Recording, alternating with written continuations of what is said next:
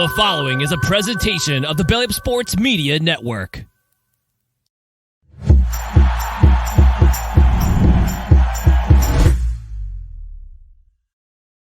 And welcome in, everybody, to another episode of Tier Tuesdays here on the High Low Sports Podcast. We appreciate you all for joining us here for week 2 of NFL Tier Tuesdays. It is DJ, joined as always by my co-host Kelsey. And Kelsey, once again, some good, some bad, some ugly, and we're going to see some movers this week. I don't think there's going to be a whole lot of teams staying stationary this week.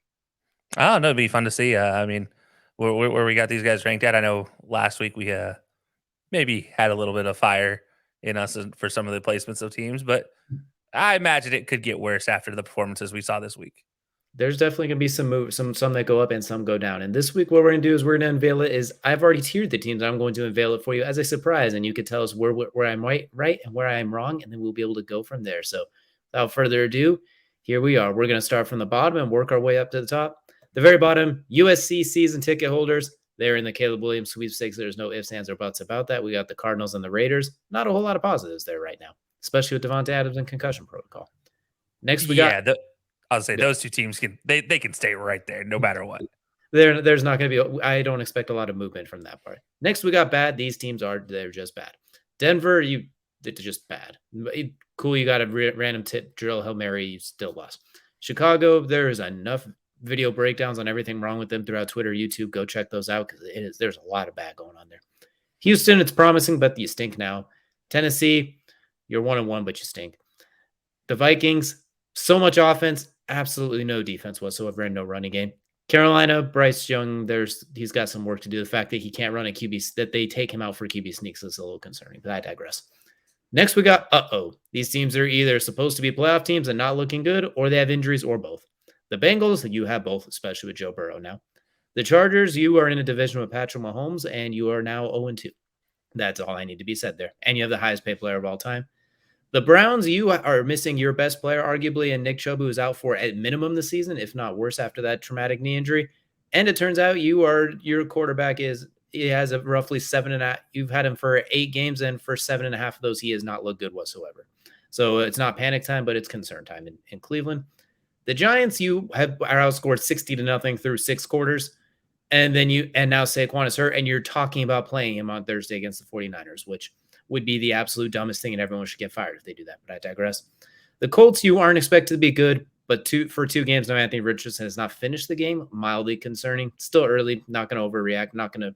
He's not in 2 categories yet, but just we'll see. There's not a lot of expectation. Sean McVay and the Rams get their own tier for kicking a meaningless field goal like a gambling degenerate because he clearly had the 7.5-point spread. That's the only reason you spike it and kick a field goal as time expires when you're down by 10, and you have no chance of winning. That's just ridiculous. Next, we got frisky but flawed. Good teams, but they have a flaw. Tampa Bay, are they for real? The Jets, a giant hole at quarterback despite everything else. Washington, we're still kind of curious how good they really are. The Patriots, you just need to quit turning the ball over. Like, your defense is great. Mac Jones is good in the second half, but your first quarters are terrible. Pittsburgh, your defense is awesome, but your offense, you can't run the ball, you can't block in. Minus George Pickens being an absolute menace, you don't have a lot offensively. Still good. Jacksonville, enough said. They stunk this week, but they're fine. Green Bay, you're 1-1, but you'll be fine. The Lions, you lost this week, but you'll still be fine. Saints, they have been ugly, but you are 2-0. The Falcons, your quarterback is very streaky, but you're 2-0 as well. Bounce back. You sucked week 1 here. You are Kansas City, Buffalo, Seattle, all teams with Super Bowl aspirations, all with a good week 2 performance. Dangerous.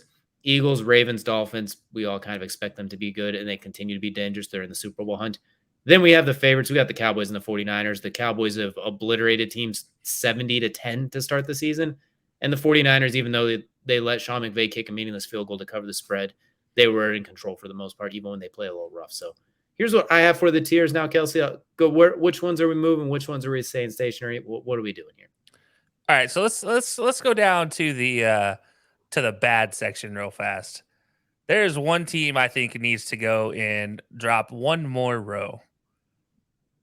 I'm going to go with Chicago Bears right now. USC season ticket holders.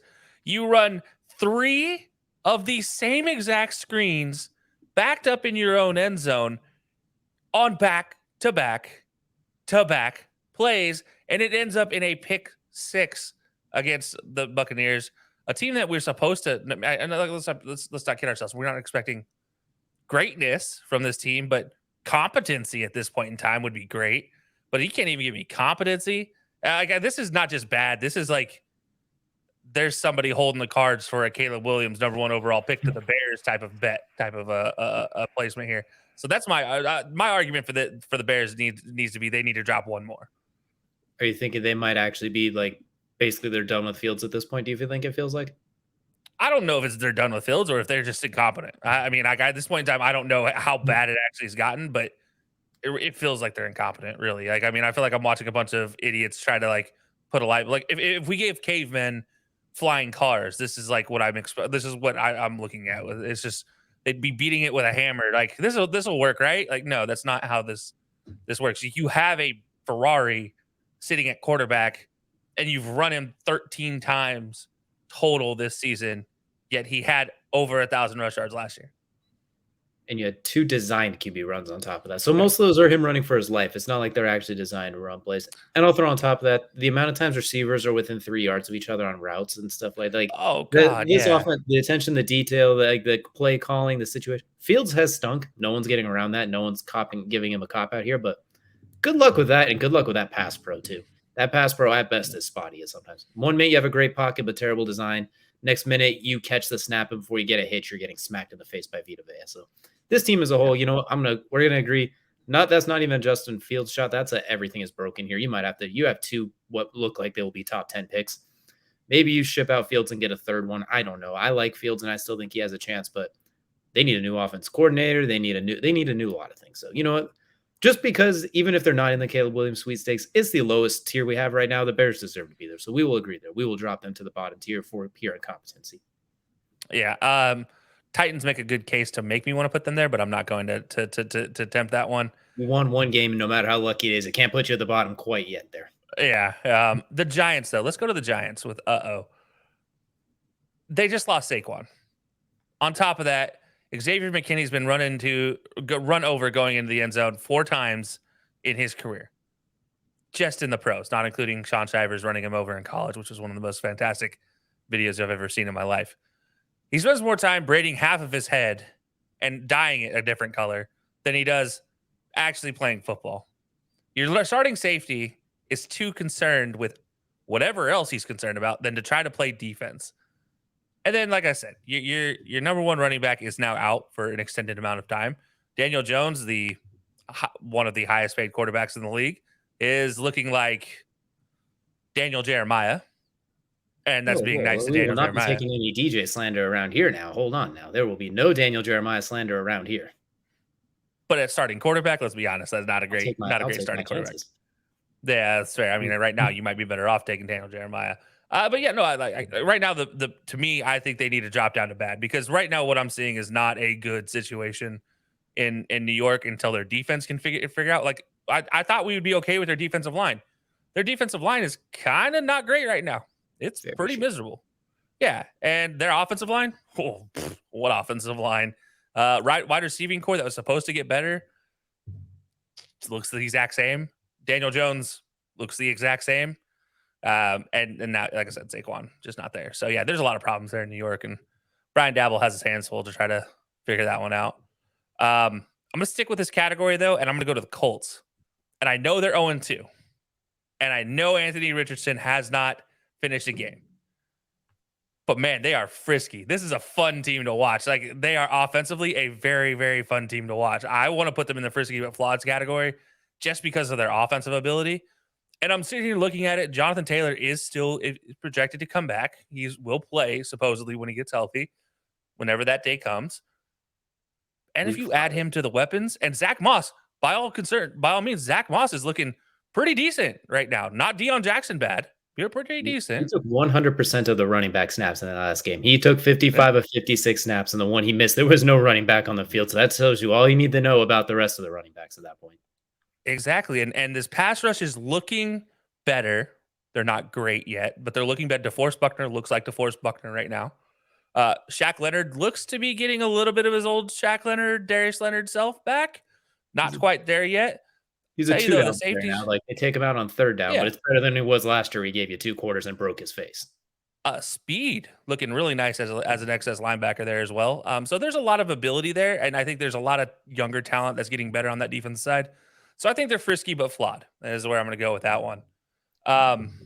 We'll learn a lot about what they do against the Ravens this week, even at that beat, especially if AR can play after if he clears concussion protocol and they can give him some fits. I think we'll see how frisky they really are this week.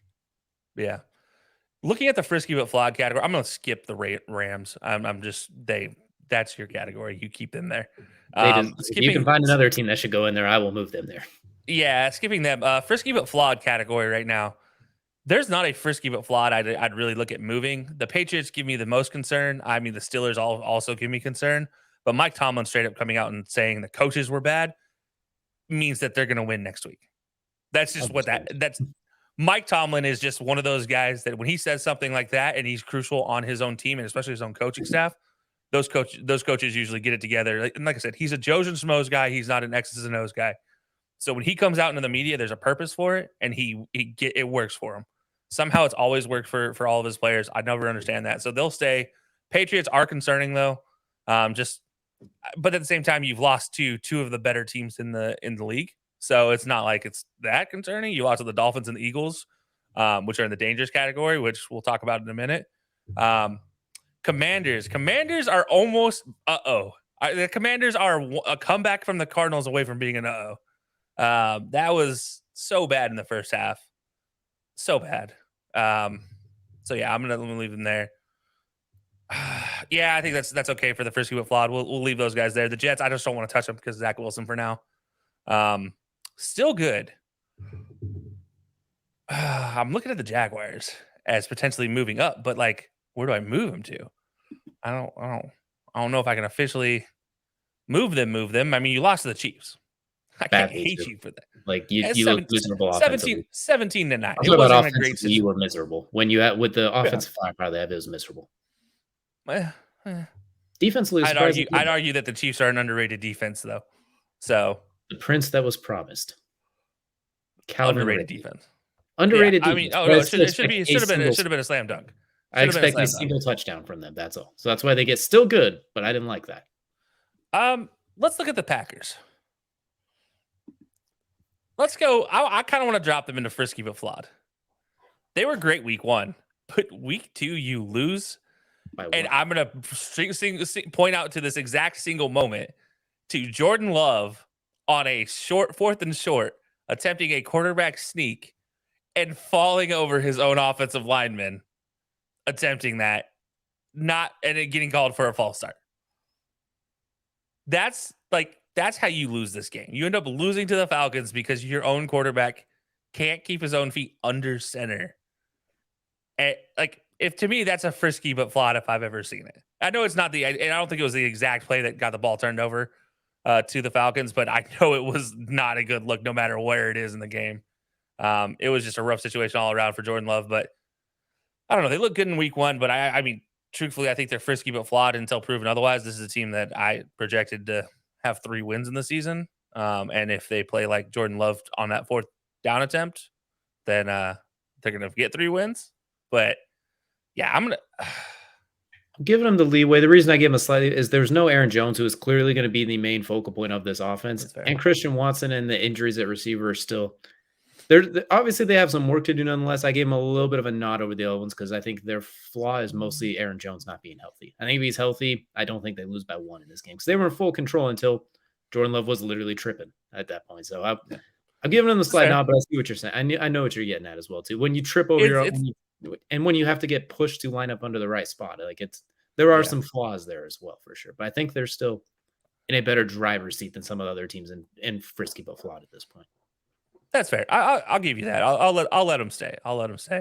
Lions, obviously, I think still good is where they belong. Saints are a question mark to me because how good are you really? You lose Jamal Williams and your running game all of a sudden picks up, which just doesn't make sense to me. How you lose Jamal Williams and then your running game got better in the game. That was kind of silly. You have Alvin Kamara coming back in 2 weeks.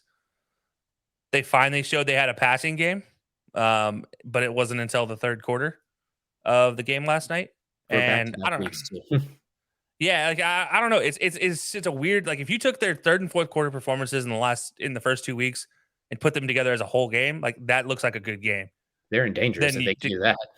Yeah, then their first half from both games looks like, oh my god, type of a situation. So yeah, I think they're fine with still good. I mean, I'd almost want to put them in frisky but flawed, but I don't know yet because I don't know what to make of Carr right now. He's a question mark to me. He's looked skittish and he's made me uncomfortable. That's for sure as well too. But if he could just everyone's looked a little bit weird early on as well. So all the quarterbacks have looked a little bit shaky at points too. So I'm giving him a little leeway there. But if he doesn't start to improve, they might drop to because he's looked very skittish and very stuck in quicksand. It feels like. But I get what you're saying with the Saints. Yeah. Falcons 2-0. I don't think there's any question they belong there. Quietly making their way up into a dangerous category though if they keep this up. Bounce back first. Yeah, exactly. Yeah. Bounce back, obviously. Kansas City, yes. Bounce back. Buffalo, bounce back. Seattle, all bounce back out. Absolutely. Dangerous. The only question mark I have here is the Ravens. How dangerous are they really? I mean, obviously, week 1, you get a dub. Week 2, you beat an 0-1 Bengals team that didn't look that good either. Like, they looked better, but they didn't look that great. Kind of smacked them around until the fourth quarter. They let T. Higgins get a little bit loose with all of the injuries they have on top of that is what I'm thinking too. Which is concerning. And like if you only won 27-24 the game, they're dropping. By the way, if I'm not mistaken, I believe that's the first time that Lamar Jackson has beaten Joe Burrow since. No, he beat him last year. Did he beat him last year? Head last year only once, and he beat him there. He's 7-1 against the Bengals in his career, I believe. Problem is he's missed a few of those games. That's what's kind of killed him. Yeah. So we'll leave. I mean, my only other option with them is I'd put them in still good. But yeah, no, I think that's fine. Dangerous is fine. And looking at the favorites, yes, still the Niners. And I want to say no to the Cowboys and put them in dangerous. I really do because that I still don't trust them. But Dak going 31 of 38 in the game and putting up a 30-piece. Looks pretty good. 0 turnovers, which is all we asked from him. The Dink and Dak is in full effect, and that defense is as good as it gets. 70-10 in 8 quarters. And by the way, he tucked the ball away and actually ran for a couple times to get out of the pocket. First time I've seen that since he messed up his ankle. So very interesting to see. Now, granted, you did do this against the Jets last week with no Aaron Rodgers and a Zach Wilson at quarterback, and you gave up 10 points to Zach Wilson. And the week before that, you did it to Daniel Jones, who we just talked about is in the bad category of life. So, yes, they look good on paper, and yes, they're scoring, but they're scoring against teams that, They've assaulted the city of New Jersey, but they've done it as well as you could ask for at this point. Like you can only control who you play, and it's 70-10. It's hard for me to be like, well, you're on the same level as everyone else. They've been the most impressive team so far. But then you put into that account, then I think right here, them and the 49ers could be favorites right now is how I look at it. I think that's fair. I want to put them down, but that's more my bias against the Cowboys, more of my Cowboy hatred as a Cowboy fan. Just because if I don't believe in them, they usually would work out better for me. So yeah, I think overall that list. I mean, I like the list now that we've made the couple changes. I like it wholeheartedly. Before I liked it, it was just a couple things needed to move down to the bottom. To a little further bottom, but I think that's fine. I think that's fine for what we're looking for. All right. Well, this is what we have for this week on Tier Tuesdays. Everyone, let us know in the comment section. Did you like it before? Do you like it now, or is it still an absolute catastrophe? We appreciate y'all for joining us this week for Tier Tuesdays. Check us out live Wednesday at 8 p.m. Eastern time, or on any of your favorite places to catch podcasts, as well as Best Bets on Saturday and Fantasy Fridays coming up as well too. We will see you all again next week.